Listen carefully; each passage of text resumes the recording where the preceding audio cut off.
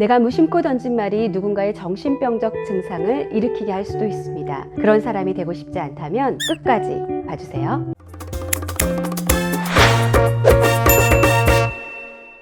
안녕하세요. 마음을 구하는 TV 마구TV 손정현입니다. 오프닝이 너무 무서웠나요? 그런데 그것이 사실이라면 우리는 이 무서운 것을 지금까지 해왔거나 앞으로 쭉 할 수도 있다는 것에 주목하셔야 합니다. 오늘 마음을 구하는 행동 방법은 우리가 살아가면서 해서는 안 될 파괴적 대화입니다. 마구님들 조선왕조 500년 역사 중에서 가장 끔찍한 사건은 뭘까요? 요즘 말로 폐륜이 되겠죠. 아버지가 아들을 뒤주에 가둬서 굶어 죽게 했던 사도세자 사건일 겁니다. 역사적인 이야기는 차치하고 사도세자는 왜 의대증이라고 하는 정신증을 알아야 했을까요? 사도세자에게 의관을 갖춰 입는다는 것은 아버지인 영조임금을 아련할 일이 생겼다는 것을 의미합니다. 그러니까 사도세자에게 옷은 굉장히 두렵고 자신을 사랑하지도 않으면서 매번 비난만 하는 아버지를 떠올리게 하는 것이죠. 우리가 애들을 키울 때 제일 나쁜 것이 이중성을 갖는 건데요. 영조임금은 사도세자에게 굉장히 이중적이었습니다. 어제까지만 해도 된다라고 허락되었던 것이 오늘은 안 된다라고 비난을 받습니다. 그러니까 이랬다가 저랬다가 왔다 갔다 정신이 혼란스러울 수밖에 없겠죠. 이렇게 뭔가 일관되지 못하고 모순이 있는 대화를 가리켜서 이중구속 더블 마인드라고 합니다. 이것은 많은 심리학자들이 경고했던 정신병을 유발시키는 파괴적 대화입니다.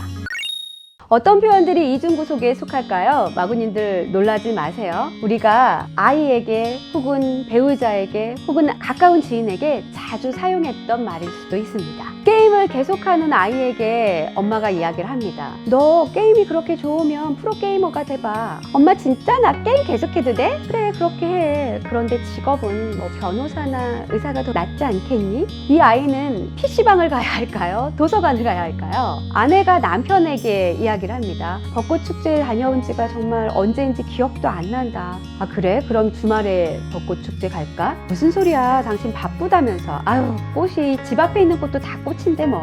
이 남편은 차 시동을 빨리 걸어야 될까요? 아니면 누워서 계속 TV를 봐도 되는 걸까요? 어느 장단에 춤을 춰야 될지 모릅니다. 그래서 늘상 긴장하게 되고 상대방의 눈치를 봐야 되고 내가 얘기하는 것들, 내가 생각하는 것들에 대해서 자신감이 좀 없습니다. 더러는 상대방의 태도에 화가 나서 미칠 지경이 될 때도 있겠죠. 그러니 심리적 안정감을 해칠 수밖에 없습니다. 이것이 바로 이중구속입니다. 조금 더 들여다볼까요? 오랜 시간 동안 정신분열증 환자와 그 가족 간에 주고받는 대화, 상호작용에 대해서 연구했던 체계 이론가 파울로 바칠라빅과 그레고리 베이티스는 이중구속을 구성하는 3가지 요소가 있다고 말했습니다. 첫 번째, 정서적으로 중요하면서 긴밀한 관계에서 이루어진다. 아무에게나 이중구속을 하지 않는다는 거죠. 뭔가 우리가 누울 자리 보고 발을 뻗는다라는 말처럼 정말 이 사람에게는 이렇게 해도 될 것 같아 라고 하는 사람에게 쓴다는 거예요. 그러니까 가까운 가족에게 사용합니다. 두 번째, 대화의 보고 기능과 명령 기능에 갈등이 있어야 한다. 보고 기능은 겉으로 보여지는 의미, 집 밖의 꽃들로도 충분해. 명령 기능은 잠재되어 있는 내용, 암묵적 메시지. 그래도 축제에 가서 보는 꽃은 더 예쁘겠지, 가고 싶다. 이 2가지가 서로 일치하면 안 된다는 거죠. 세 번째, 애매한 메시지를 직접 언급할 수 없는 세계적 규칙을 가지고 있어야 합니다. 대화가 모순되어 있는 것이 뻔하지만 관계를 생각해서 그것을 거부할 수 없는 두 사람 사이에 어떤 상황이 존재하고 있다는 거죠. 이 3가지가 충족된다면 이중구속에 속합니다. 나는 아닐 거야? 아닐걸요? 우리가 가까운 지인과의 대화에서 충분히 경험해봄직한 이야기일 겁니다. 그러니 우리는 지금까지 이 이중구속을 통해서 누군가에게 정신증을 유발시키는 대화를 하고 있었다는 것이죠. 그런데 사람들은 왜 이 대화법을 사용하는 걸까요? 바로 긴밀한 관계 때문입니다. 직접적으로 속마음을 표현하면 상대방으로부터 어떤 이야기를 들을지 모르니까 속이는 거죠. 또 상대가 내가 원하는 걸 해줄 수 없는 상황이라는 걸 이미 가까우니까 알고 있어요. 그런데 내가 하고 싶은 욕구는 또 낮출 수가 없습니다. 그렇다 보니까 갖고 싶고 하고 싶고 뭐 먹고 싶고 가고 싶은 것들에 대해서 상황에서 상대방에게 애매하게 표현을 하고 그것을 선택하고 해결하는 건 상대방이 해주게끔 맡긴다는 거죠. 그리고 내가 원치 않는 해답을 내놓으면 폭발하고 짜증내고 혹은 섭섭하면서 우울해하고 슬퍼한다거나 무언가 일관되지 않은 심리를 표출하더라는 겁니다.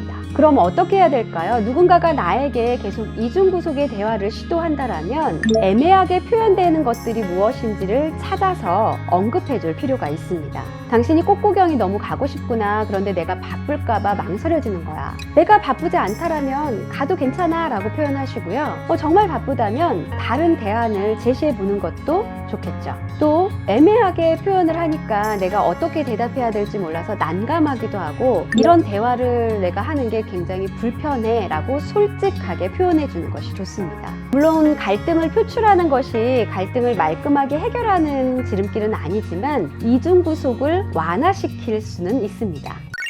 나도 모르는 사이 누군가를 마구마구 헷갈리게 해서 정신병적 증상을 일으키고 있었다면 지금부터는 솔직하게 표현해서 건설적인 대화를 시도해 보시기 바랍니다. 오늘의 마구 행방도 유익했다면 좋아요 꾹, 구독 꾹, 마구마구!